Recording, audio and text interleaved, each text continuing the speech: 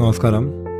ഭാരതം അതിൻ്റെ 80ാം സ്വാതന്ത്ര്യദിനം ആഘോഷിക്കുന്ന ഈ സമയത്ത് നമ്മളിപ്പോൾ നിൽക്കുന്നത് കർണാടകയിലെ ബെൽഗാവി എന്ന ജില്ലയിലെ ചിറ്റൂർ എന്ന സ്ഥലത്താണ്.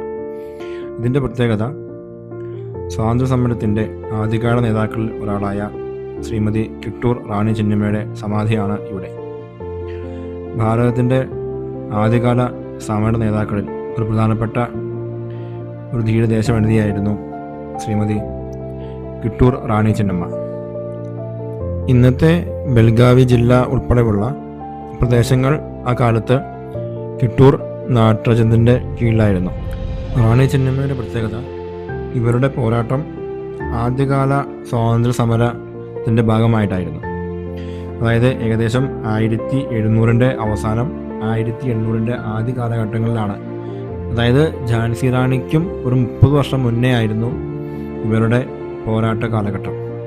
നമ്മുടെ സ്കൂളുകളിലൊക്കെ അധികം പ്രാധാന്യം കൊടുക്കാതെയാണ് ഇവരുടെ കാര്യങ്ങളൊക്കെ പുസ്തകങ്ങളിൽ ഉള്ളത്. നമ്മൾ പലർക്കും ഒരുപക്ഷെ അവരെ പറ്റി അറിവ് കൂടി ഉണ്ടായിരിക്കുകയില്ല.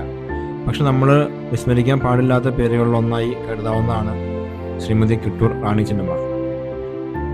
1824 ദത്തവകാശ നിരോധന നിയമപ്രകാരം ആൺകുട്ടികൾ ഇല്ലാതിരുന്ന റാണി ചെന്നമ്മയുടെ രാജ്യം ബ്രിട്ടീഷ് റൂളിന് കീഴിലേക്ക് പോകും എന്ന് വന്ന സമയത്താണ് ഇവർ അതിനെതിരെ ആയുധമെടുത്തത്. 1778 കർണാടകയിലെ കാഗതി എന്ന പ്രദേശത്ത് ജനിച്ച ശ്രീമതി ചെന്നമ്മ ചെറുപ്പം മുതൽ തന്നെ ധൈര്യവും ആയുധപ്രയോഗത്തിലുള്ള കഴിവുകളും പ്രകടിപ്പിച്ചിരുന്നു. കിത്തൂരിലെ രാജാവായ മല്ലസർജ ദേശായിയെ വിവാഹം കഴിക്കുന്നതോടുകൂടിയാണ് കിത്തൂർ രാജകുടുംബത്തിൻ്റെ ഭാഗമാകുന്നത്.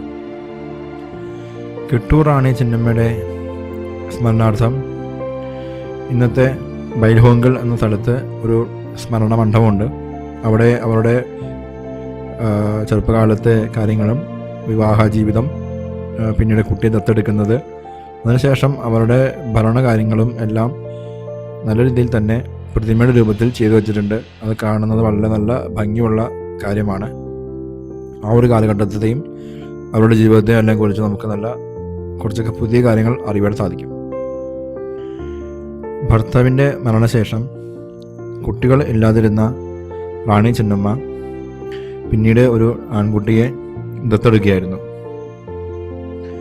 എന്നാൽ ശിവലിംഗപ്പ എന്ന ഈ ദത്ത് പുത്രനെ അടുത്ത അവകാശിയായി ബ്രിട്ടീഷുകാർ അംഗീകരിക്കാതിരിക്കുകയും ദത്തവകാശ നിരോധന നിയമപ്രകാരം ഈ രാജ്യത്തെ അവരുടെ ഭരണത്തിന് കീഴിലേക്ക് കൂട്ടിച്ചേർക്കുവാൻ ശ്രമിക്കുകയും ചെയ്തു.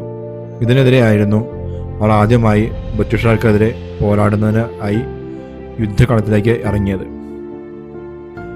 ഈ സ്മൃതി മണ്ഡപത്തിൽ കിട്ടൂർ റാണി ചെന്നമ്മയുടെ ജീവിതത്തിലെ പല സുപ്രധാന സംഭവങ്ങളും പ്രതിമ രൂപത്തിൽ ചെയ്തു വച്ചിട്ടുണ്ട്. അതെല്ലാം നമുക്ക് കണ്ട് ആസ്വദിക്കുകയും പുതിയ അറിവുകൾ ലഭിക്കുകയും ചെയ്യും. എന്നാൽ അവിടുത്തെ ബോർഡുകളെല്ലാം കന്നഡയിലായതിനെ കൊണ്ട് വായിക്കാൻ കുറച്ച് ബുദ്ധിമുട്ടാണ്. പക്ഷെ അവിടെ ചെറിയ ഗൈഡ് ആയിട്ടല്ല എങ്കിലും അവിടെ സെക്യൂരിറ്റി ജോലി ചെയ്യുന്ന ആൾക്കാരെ പോലുള്ള കുറച്ച് ആൾക്കാർ ചോദിക്കുകയാണെങ്കിൽ കാര്യങ്ങൾ അവർ പറഞ്ഞുതരും. ഇത് എനിക്ക് തോന്നുന്നത് മകന് രക്ഷാബന്ധം കിട്ടിക്കൊടുക്കുന്ന പോലത്തെ ഉള്ള എന്തോ ഒരു ചടങ്ങാണെന്ന് തോന്നുന്നു. എനിക്ക് വ്യക്തമായിട്ടൊന്നും അധികം മനസ്സിലായില്ല. എനിക്ക് തന്നെയും വളരെ ഭംഗി തോന്നിയ ഒരു ചിത്രീകരണങ്ങളാണ് അവിടെ ഉണ്ടായിരുന്നത്. റാണി ചെന്നമ്മയുടെ കാലഘട്ടത്തിലെ സുപ്രധാനപ്പെട്ട 2 സംഭവങ്ങൾ ഒന്നാം കിട്ടൂർ പോരാട്ടവും രണ്ടാം കിട്ടൂർ പോരാട്ടവുമാണ്. 1824 ഒന്നാം കിട്ടൂർ യുദ്ധം നടക്കുന്നത്. വളരെ ശക്തമായ രീതിയിലാണ് ബ്രിട്ടീഷുകാർക്കെതിരെ കിട്ടൂർ റാണി ചെന്നമ്മ പോരാടിയത്. ബ്രിട്ടീഷുകാർക്ക് ശക്തമായ ഒരു ചെറുത്തുനിൽപ്പ് നൽകിയ അല്ലെങ്കിൽ അവരെക്കെതിരെ ശക്തമായ പോരാട്ടവീര്യം പ്രകടിപ്പിച്ച റാണി ചെന്നമ്മ ഒന്നാം കിട്ടൂർ യുദ്ധത്തിൽ ജയിക്കുകയായിരുന്നു ഉണ്ടായിരുന്നത്.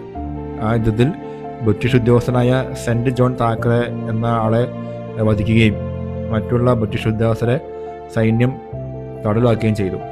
ഇത് ബ്രിട്ടീഷുകാർക്ക് കനത്തമായ ഒരു പരാജയം തന്നെ ആയിരുന്നു.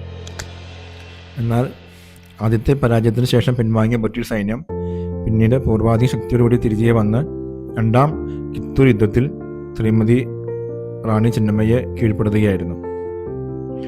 യുദ്ധത്തിൽ കീഴ്പ്പെടുത്തിയ റാണി ചെന്നമ്മയെ പിടികൂടി ബൈൽഹോങ്കൽ കോട്ടയിലെ തടവിലാക്കുകയും ഏകദേശം 6 വർഷം തടവിൽ കഴിഞ്ഞ ശേഷം 1829 ഫെബ്രുവരി 21 അവർ അവിടെ വെച്ച് അന്തരിക്കുകയുമായിരുന്നു.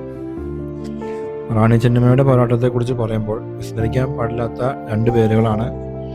ഒന്ന് ക്രാന്തിവീര സംഗോളി രായണ്ണയും മറ്റൊന്ന് ഗുരു സിദ്ധപ്പ. ഇവർ 2 പേരും ശക്തമായ രീതിയിൽ തന്നെ റാണി ചെന്നമ്മയുടെ ഒപ്പം നിന്ന് ബ്രിട്ടീഷുകാർക്കെതിരെ പോരാടിയവരായിരുന്നു. ഈ പുതിയ കാലഘട്ടത്തിൽ വീണ്ടും സ്മരിക്കപ്പെടേണ്ട ധീരദേശാഭിമാനികളിൽ ഒരാൾ തന്നെയാണ് ശ്രീമതി റാണി ചെന്നമ്മ.